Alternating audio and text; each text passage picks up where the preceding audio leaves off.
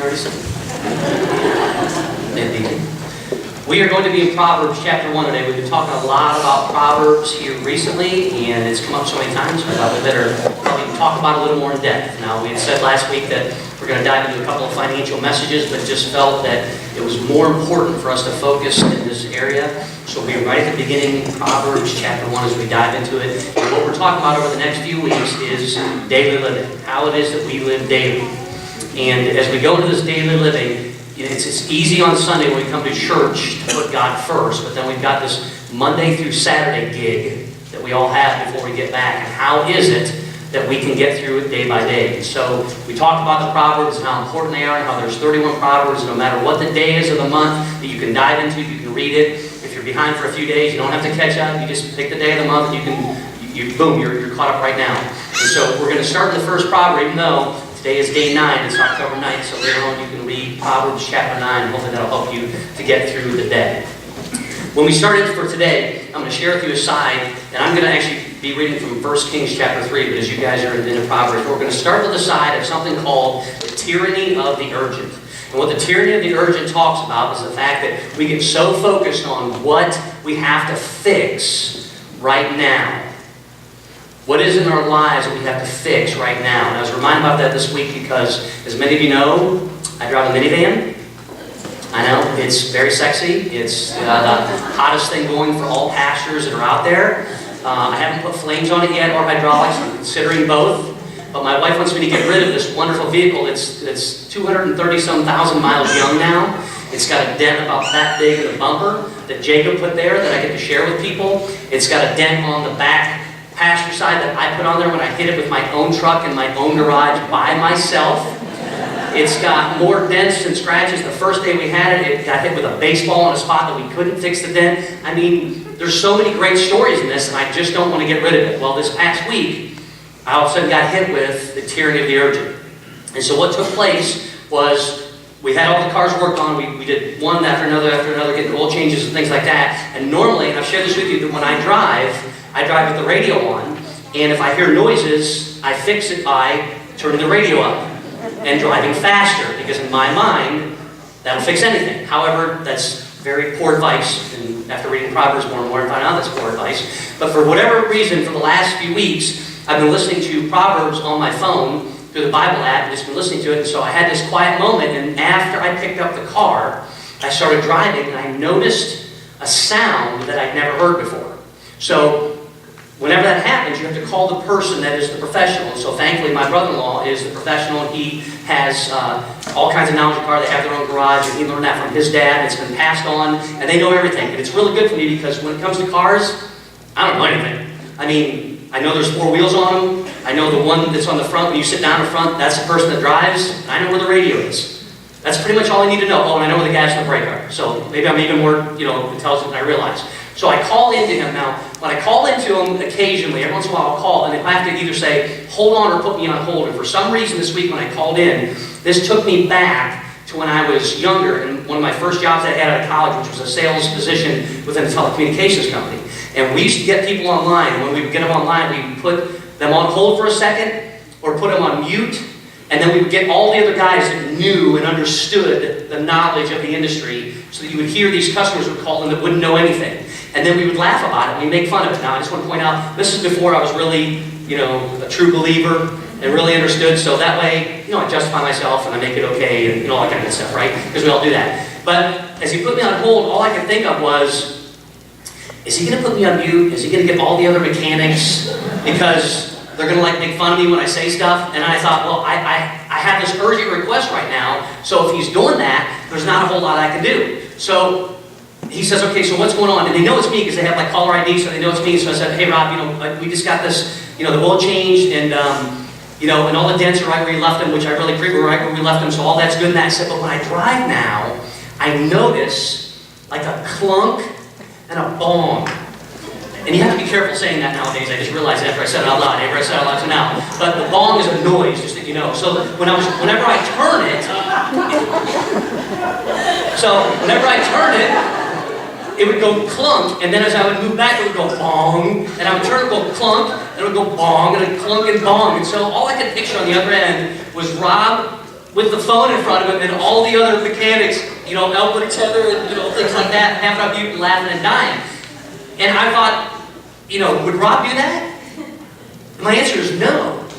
I would, and maybe he'll do it now. I don't know. And then I even said to him, I go, do people call in and say this to you, like, it's a clunk and a bong? And he said, yeah, they just kind of try to get it. And I'm just trying to paint the best picture that I can, so that whenever, he has filled out, the mechanic gets it, it says comment section on the bottom. Whenever it turns, there's a clunk, and whenever it goes in the back, there's a bong. So they know what to listen for as they're going through. But see, the whole thing was, right now I've got to get this fixed, because I'd never heard this clunking and this bonging before. So where did I take my wonderful minivan to? I took it to the person who has the wisdom on it, and who understands it, and who puts up with me, thankfully, and says, hey, this is what is going to happen from it. Bring it in right away. Let's take a look at it. We brought it in right away and took a look at it. And it's some kind of fancy term called a coil, whatever that is, and it broke. And so these fancy coils have to be fixed. Not a big deal. He said it's not 911.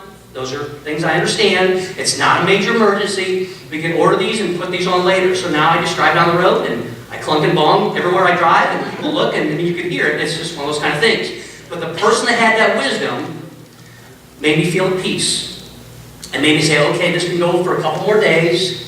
My minivan may live for another season or two.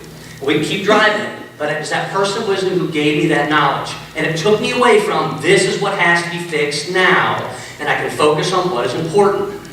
But at the same time, in your life and in my life, what is it that is so urgent that has to be fixed, that we react so quickly that we don't focus on what is important? Hey, you know what? This is so urgent for me to fix this relationship. This has got to be fixed, or I can't move on. Hey, I can't go on with the rest of my day until I make this phone call. God bless you. Hey, I can't, from this financial standpoint, I've already made a bad decision, and now I've got to fix this financial decision before I can move on. What is it that is so urgent in your life right now that says, I've got to fix this? And because of that, it takes us away from what is important. Because if you're like me, that urgency, many times, I don't take to God, which is the first place that I should take it to. And so in God's Word, He said, hey, listen, I'm going to give you an example of this. And so I'm going to show you the example. And I'm going to show you the example of how it is that we ended up with Proverbs. The example, if you want to write this down, it comes from 1 Kings chapter 3. And it's going to start in verse 5. Let me tell you what's going on here. Solomon, as we know, is the wisest man that ever lived. He is the third king of Israel. It goes Saul, then David, and then Solomon. So he's taken over the reins for his dad. And the first thing that Solomon does as a king is he makes a deal with Pharaoh and then marries one of Pharaoh's daughters. He does two no-nos. Hey, I'm going to cut you a deal. Let's make sure we have all this peace. We're going to be buds now. We're all good to go. Here's this covenant. Here's this treaty. And on top of it, to seal it, I'm going to marry one of your girls. And so all of a sudden, he's now got all these problems because his entire kingdom has seen this. So now, okay, Solomon, what's important? Is he more important? Is their kingdom more important? Or is what you're doing more important? Or what we doing more important? And so he goes to bed that night, and so God shows up to him. And He shows up to him, starting at verse 5, it says, that night the Lord appeared to Solomon in a dream, and God asked, what do you want? Ask, and I will give it to you. What is it that you want? If God came to you tonight in a vision, if God came to you in a dream, He would say to you, what is it that you want? What would you ask for? Now, if you're like me, you would ask for whatever it is that is the most urgent thing to fix right now in your life. I need him or her to come back. I need to know that I'm important. I need a new car so I can drive back and forth to work. I need a better job. I need a promotion. I need a bigger house. I need less bills. And we fill in the blank. We would ask for whatever it is that is the most urgent thing in our life, even if it takes us away from the most important thing. Because see, I've made terrible financial decisions in my life. But if you fix this financial decision now, God, that'll make me change and I'll suddenly make these great financial decisions. Well, why? You haven't made the changes to this point. God, I've dated all the wrong guys, I've dated all the wrong gals to this point. But if you fix this one, I'll obviously make the right decisions moving forward. And so we have these things that take place in our life. God, you know what? This was a poor choice in taking this job. I thought I wanted this management position, and now all I have is stress. I can't even look up. I can't even think straight now because of the hour. But if you fix that, now it'll be okay. If you'll fix him or if you'll fix her, even though I've made these terrible decisions, and all my decisions have been on the here and now and what is urgent, and I've lost what the focus is on what is important. But now God comes to you and gives you that choice to choose whatever it is that you want. And many of us would choose that thing that is urgent over what is most important. So God says to him, what do you want? Ask and I will give it to you. And Solomon gets to ask whatever he wants. Solomon replied, you showed faithful love to your servant my father David, because he was honest and true and faithful to you. You've continued your faithful love to him today by giving him a son to sit on his throne. And so now here's his point. Hey God, you've done all these things for me and my family. And so you think, because this is what we would do, he would now fix all this stuff with this Egyptian Pharaoh and all the mistakes and the bad choices that he's made. But watch what he says. Now, O Lord, my God, you have made me king instead of my father David, but I am like a little child who doesn't know his way around. And here I am in the midst of your own chosen people, a nation so great and numerous, they cannot be counted.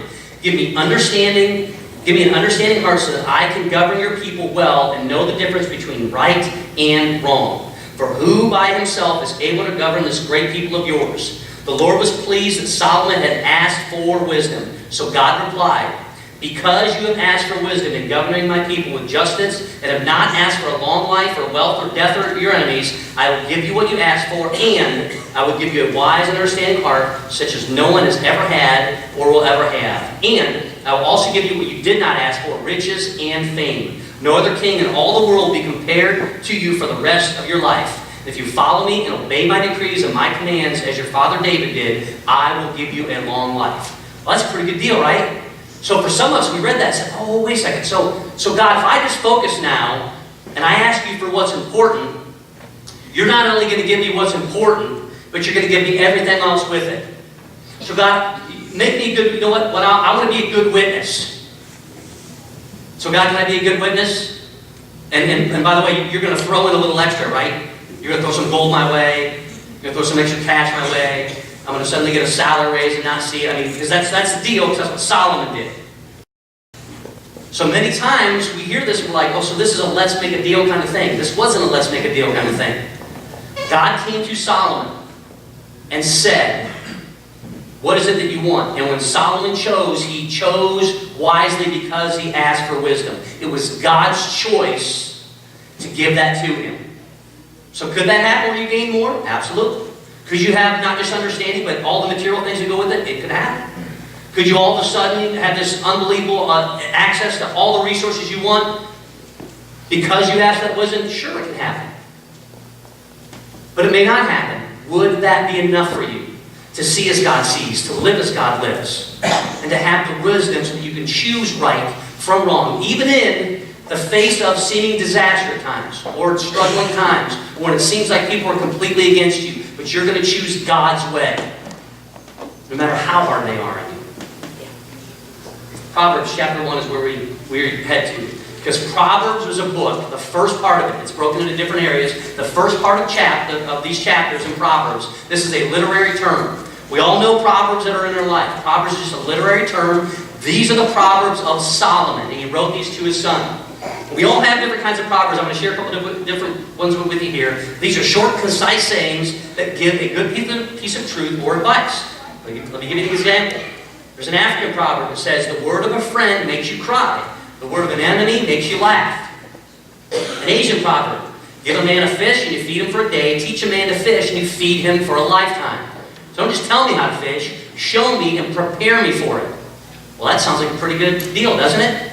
But wait a second, shouldn't that be written by Solomon? That's an Asian proverb. How about the American proverb? This is totally an American proverb. All that glitters is not gold. We have to compare everything to shiny, to the new, and those other kind of things. But just because something looks good on the outside, that may not necessarily be good for you or good on the inside. An English one. Laugh and the world laughs with you. Weep and you weep alone. So these are just proverbs. They're little sayings. There's little advice, things that come from it. Arabic. An army of sheep led by a lion would defeat an army of lions led by a sheep. Ooh, that's a good one. Right? Finish. Even a small star shines in the darkness. Oh, all the young people are going, oh yeah, I like that, I like that. Put little stars up and dots all around it. And here's the one for the moms. Ready? Jewish proverb. God could not be everywhere, and therefore He made mothers. See, I thought I would get that from the kids on the shining star thing. Okay. And a Spanish proverb. Since we cannot get what we like, let us like what we can get. So there's proverbs all around us. Here's a couple more. Are you ready? I got the eye of the tiger, a fighter, dancing through the fire. Because I am a champion. And you're going to hear me roar. Louder than a lion. Because I am a champion, and you're going to hear me roar. Oh, oh, oh, oh. Oh. You're going to hear me roar. It's so sad that you guys all knew that one. And you know why that is? Because the player's going to play. And the hate is going to hate. Hate. But baby, I'm just going to shake. Shake it off. Shake it off. So sad. Katy Perry, Taylor Swift. And here's wait, we got one more. You ready? We got one more. Dealing with backstabbers, there's one thing I learned. They're only powerful when you get your back turned. Does anybody know who that is? The poet of our nation in the modern day, Eminem. So, if we focus upon this, we're going to leave this up to pop culture. We don't want to do that. So we're going to dive in a little bit to what the Proverbs teach us and why. Because we don't want to hear our kids coming up and sharing Katy Perry and Taylor Swift and Eminem. But I will share with you right now that you have Proverbs in your life that have been passed down over the ages. And whether you realize it or not, they're things that you say. And they were passed down probably from mom and dad. Or from grandma and grandpa. And they share things with you that you are little nuggets that you get to share. Why don't we share them from God's Word? 2 wrongs don't make a right. Who's ever said that? When the going gets tough, the tough get going. God helps those who help themselves. Practice makes perfect. Easy come, easy go. Here's a good one. Honesty is the best policy. Hate is going to hate. No, I'm just kidding. A chain is only as strong as its weakest link. And my favorite one, you can't make an omelet without breaking a few eggs. We've all either heard or said those in our lives. And you know why? Because someone has said those things to us. And we've heard those from people that we care about. And we've listened to people who have wisdom and who have knowledge. And many times there are people in our life that are people of faith that have passed those down to us. Does it matter that some of those aren't in the Bible? No, because they're great life sayings to live by. And in our daily living, these are why we read the Proverbs and why they're so important. So here we go. Starting at the beginning of Proverbs 1:1. This is Solomon. And these are the things that he is sharing with his son. The first ones that goes to the wise. It says this. These are the Proverbs of Solomon, David's son, king of Israel. Their purpose is to teach people wisdom and discipline to help them understand the insights of the wise. So the first thing that Solomon shares with us is that, hey, listen, I'm writing these down, and I'm writing these to my son, and I'm writing these to the kids everywhere and to the young people, but I'm really writing these to people that don't know any better, that don't understand right from wrong. And this was a guy, and the first thing he did in his kingship was chose wrong. And when God offered this to him, he was like, I'm going to choose what is right. Not the urgent thing. Not the thing, hey, you know what, I made a deal with the Pharaoh. Can you undo that? And I married one of his daughters. Could you send her back? He didn't do that. He asked for wisdom. So in this we see that the purpose of these is to teach people wisdom and discipline. And many times when we focus on the urgent, it's because we're not disciplined enough to take it to who is important, which is God. I know that I shouldn't have reacted. I should have been proactive, but I chose not to be. I should have given this to God. I should have turned to His Word. I should have prayed. I should have sat down first and said, this is what is written. and yet I chose not to. The next verse says, their purpose is to teach people to have disciplined and successful lives. So not only do I gain wisdom and understanding, but then on top of it, I gain a disciplined and a successful life. Now that's kind of vague, isn't it? What is it that we define success as? I have a great job. I have a great paying job. I make more than I've ever made. I make more than my parents ever made. I have a nice house. It's a newer house. I have multiple cars. I have a boat. I have all these things, which are all nice things to have. There's nothing wrong with any of that stuff. But what is it that you look at and you determine for your life to be successful? I would go back and ask you, what is it that you had to fix that was so urgent?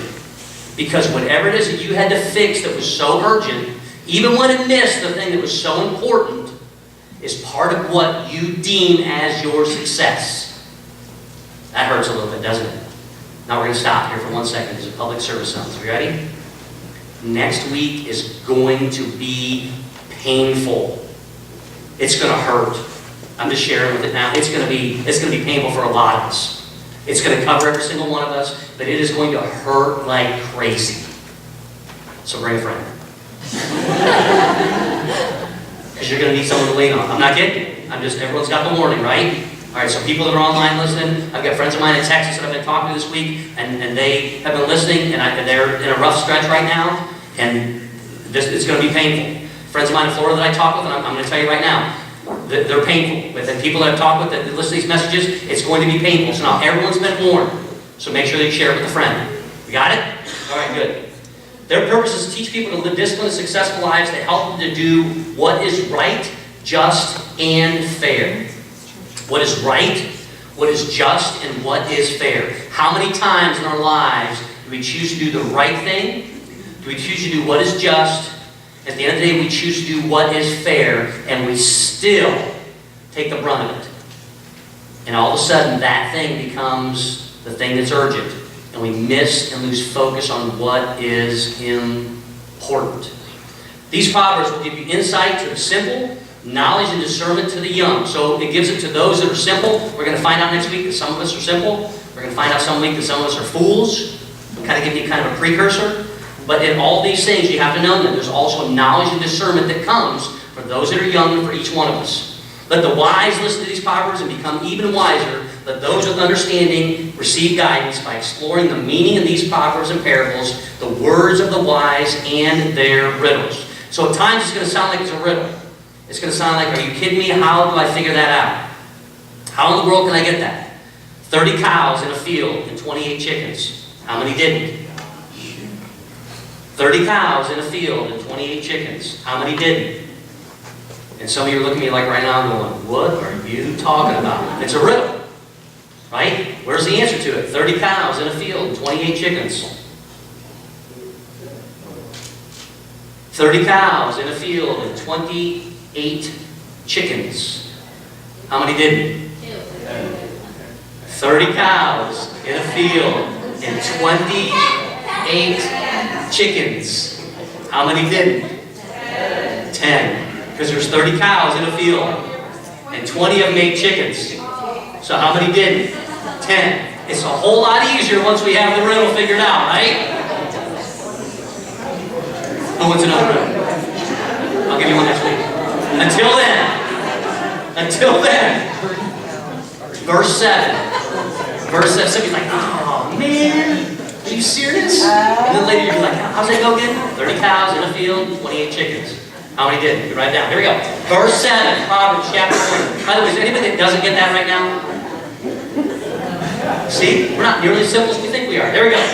Don't let your afraid to admit. Here we go. The fear of the Lord is the foundation of true knowledge, but fools despise wisdom and discipline. Listen to that again. Fear of the Lord. That means respect, reverence. I'm honoring God and respecting God for who He is. Why? Because He's God. And yet He's going to give me wisdom. It's something He gives freely for all those that seek it. But this is our daily living. It's a daily dose through the Proverbs. It gives us to do something every single day. Fear of the Lord is the foundation of knowledge. I respect God. I revere Him enough to say I love Him because He loves me, and He will bring me that knowledge. The knowledge to the point where I don't worry about what is urgent. I'm going to focus on what is important. I'm not going to worry about what he said or what she said or how they're treating me or doing other kind of things until I put it under the lens of what God is teaching. And when God shows it to us daily, we can rest in His wisdom, which He gives you and I freely. But fools despise this. They only care about themselves. They only care about what's right for them. They only care about what's urgent and here and now. Give it to me, give it to me, give it to me, give me what I want because I deserve this. So this is what you need to understand. As we're getting this daily living, it takes patience. It takes persistence. And it takes perseverance. Write those down if you have to. It takes patience. It takes persistence. And it takes perseverance. Which is why we're going to dive into it for the next 3 weeks. Fast forward, Proverbs chapter 2, starting in verse 1. It says this. Wherever you sit, here's what I want you to do. If you're online, I want you to do the same thing with me. Just close your eyes for a second and just listen. No clunking, no bonging, no Katy Perry, no Taylor Swift, no Russian proverbs, no Asian proverbs. Just listen and take this in. My child, listen to what I say and treasure my commands. Tune your ears to wisdom and concentrate on understanding. Cry out for insight and ask for understanding. Search for them as you would for silver. Seek them like hidden treasures. Then you will understand what it means to fear the Lord, to respect the Lord, to revere the Lord. And you will gain knowledge of God. For the Lord grants wisdom. From His mouth come knowledge and understanding. He grants a treasure of common sense to the honest. He is a shield to those who walk with integrity. He guards the paths of the just and protects those who are faithful to Him. Everyone look here. Isn't this what we want? I mean, at the end of the day, when these things seem so urgent, when we're hearing all these noises going off, when people are making decisions around us that affect us, in fact, affect our family, when people say things to us that demean us or put us down, when we go out and make a terrible decision on a financial area that we shouldn't have made, when we choose the wrong guy or we choose the wrong gal and we continue to stick with it, outside of marriage, by the way. If you're married, it's a whole other discussion we have to have. But all these things that happen, fix it, fix it, fix it, fix it now. Fix it, fix it. This needs to be done, this needs to be done. And it becomes so urgent that we lose focus on what is important. And that is why daily, every day, we spend time in this area of the Proverbs. We spend time to listen so that we can gain the wisdom. We spend time and rest in God so He can show us His insight and His knowledge, because we will see, we will learn, and we will understand God even more closely. And you know how I know that's a for sure and a truth? Yesterday I got to share what we call around here the birth anniversary. We have a couple here in the church that is married, and they were born on the same day, but they're not twins. Thankfully, because that'd be weird, right? So a year ago, they planted these buckeyes, and they put them in these jars, and their hope was that the buckeyes would grow enough so we were going to plant them this year as a tree. The buckeyes don't grow that fast. So they bought a buckeye tree, and yesterday, we went out and planted this tree in their yard, and then prayed over these two nuts. That's exactly what I prayed for to God. If you don't believe me, you can ask Him later, okay? But what I found out that day was it wasn't just their birth anniversary, just any birth anniversary. It was their golden birth anniversary. Neither of them acted, which is a good thing. We got done, we prayed together, we planted it, and when I say we planted it, I mean, he dug the hole, and I held a little tree, so they planted it, right? It's their tree. We got done praying, so we're walking up, he said, hey, I want to share something with you. He has an office in a place that if this room is here, his office will be back here, and you have to walk through this entire area to get back to his office. He says he loves it because it's one of the few places in the station that's actually air conditioned. So he's, it's a pretty great place, right? People are going to go back to visit for the cold. They haven't been. but people have been coming back to visit. They have to come back purposefully. And instead of coming in to say hey to him, they're doing something different. In his office, he has a huge whiteboard. And he gets to use it however he wants to use it. It was a blank whiteboard. There was nothing to put on the whiteboard. And so this past week, as he has been going through the Proverbs, he has been writing a verse or two from the Proverbs, and he's been writing it out. And a guy stopped in, and he said, hey, how you doing? He was like, good. And he read, and he started leaving. And he stopped and said, hey, don't you want to talk to me? He's like, no. He's like, why'd you come back here if you don't want to talk to me? He goes, I just wanted to read the proverb. He goes, the other guys have been telling me that there's Proverbs back here, and I wanted to read it. He goes, is that okay? He's like, absolutely. Come on back and read it anytime. He goes, and another guy told me that you said that whatever the day of the month is, that it'll be the same day of the month for the verse that you're putting up in the chapter and all that. Is that right? He's like, yeah. He goes, yeah, that's why I'm going to come back and read it. And so he shared that, hey, by the way, just so you know, they're actually in a book too, if you want to read that. True story. We can gain God's insight, and we can pass that insight on, and we don't even know who we're passing it to. But I'll tell you, your spouse, my spouse, your kids, my kids, your family, my family, this church family, it's too important not to share. It's too important not to show it. And in our daily living, we choose every single day if we want to have God's wisdom work through us. And then every once in a while, He shows us how it's working. When you have moments like that, whatever it's urgent that's going on now, it stops. And you realize what's important. And that's what we want you to gain from reading the Proverbs daily. So your challenge this week, today's Proverbs 9. Read it all the way through every day. Read Proverbs 9 and then rest in it. Tomorrow, read Proverbs 10 and rest in it. Then on the 11th, you're going to read Proverbs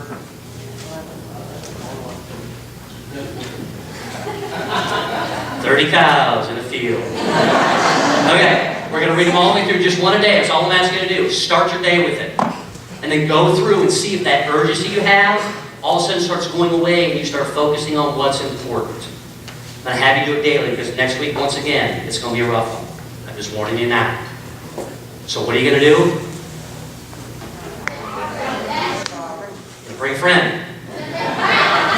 We read the daily proverb, and then at the end of it, we're going to bring a friend. Fair enough? All right, right where you're at, would you just sit and close your eyes for a little bit? The praise team's going to come up. And as they do, I just want you to take in what you've learned today, because this message is for all of us. We can be young, we can be old, we can be tall, we can be short, we can be a guy, we can be a gal, our hair can be gray, we can have no hair, we can have colored hair. None of that stuff matters. What matters the most is that we focus upon what is important as opposed to what is so urgent in our life. So just as the praise team starts here, they're just going to play for a couple minutes. And then after they play for a few minutes, Steve's going to ask you all to step up. I just want you to take this time and say, God, would you help me to continue to see as you see? Help me to rest in these Proverbs. Because they were shared with Solomon, these first ones with his kids.